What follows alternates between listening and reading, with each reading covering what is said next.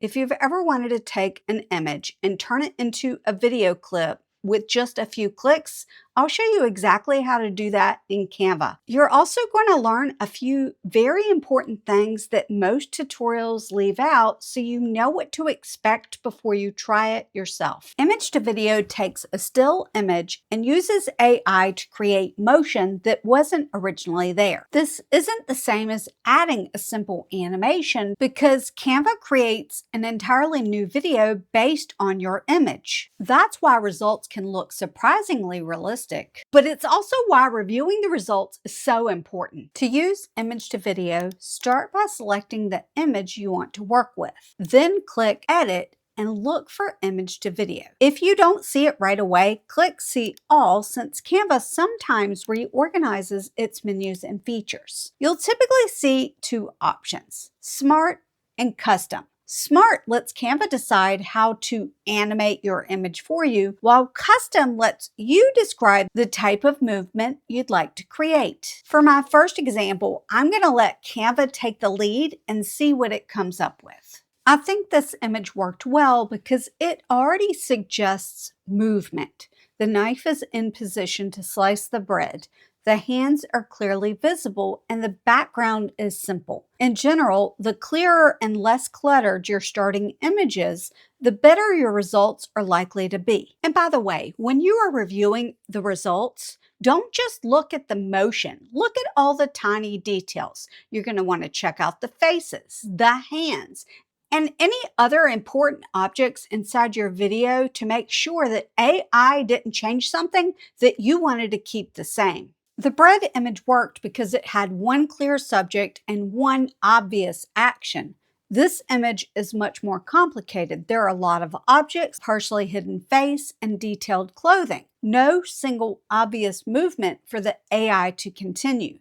The more the AI has to guess, the more likely it is to make changes you don't want. At first, you may not notice anything wrong, but AI actually changed some important details. In this case, it invented new text and graphics on the shirt and even altered parts of the person's face. And that's why choosing the right starting image can make such a big difference. Here's another idea. Sometimes Image to Video creates a frame that's even better than your original image. You can grab a screenshot from that frame and use that for your thumbnail. Then you can edit the image inside of Canva if needed. I'll link one of my image editing tutorials in the description. Before you go hog wild and start generating those video clips, keep in mind that Image to Video uses something called Canva AI credits. The number of credits you have depends on your Canva plan. So I wanted to test a variety of images and scenarios to help you get a better idea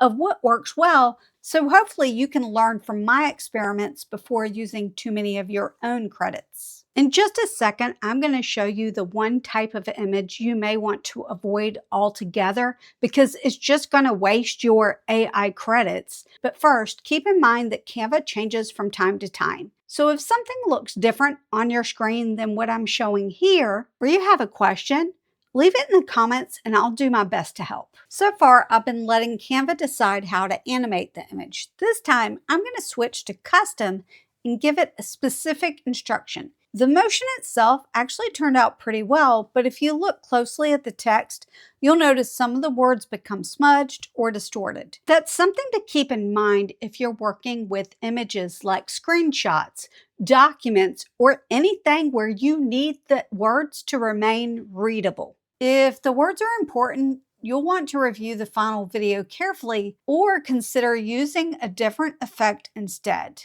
because Image to Video just does not work well on text, at least at the time I was testing it. And the thing that I can't state enough is that these clips are AI generated. So if you use these clips in your own videos, depending on the picture, depending on the circumstances, and depending on what the clip is, you may have to disclose that AI was used to create or modify something in your videos, depending on the platform that you are using. Of course, I had to try this on a picture of myself Since my hand is covering part of my face, I was curious how well AI would handle it.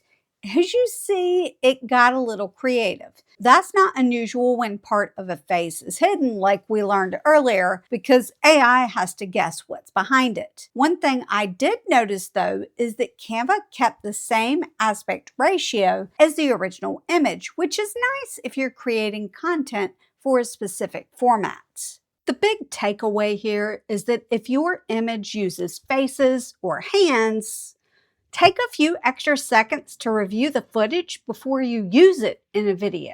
One thing that surprised me is that not every image can be used with image to video. For example, when I tried this Canva Pro image, I got a message saying it wasn't supported. So if you don't see an option to generate an image like this, or you get a warning, it could simply mean that whatever you've selected isn't supported by this feature. Another thing I was curious about is whether image to video would work well on graphics.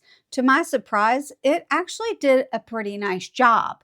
In fact, simple graphics like these may produce even smoother results than some complex photos because there are fewer details for AI to figure out. If you have a graphic or illustration that you would like to bring to life, it's worth giving it a shot. And if you're planning on using more of Canva's AI features, you'll definitely want to understand how Canva AI credits work. The video on your screen walks through that in more detail, so check that out next.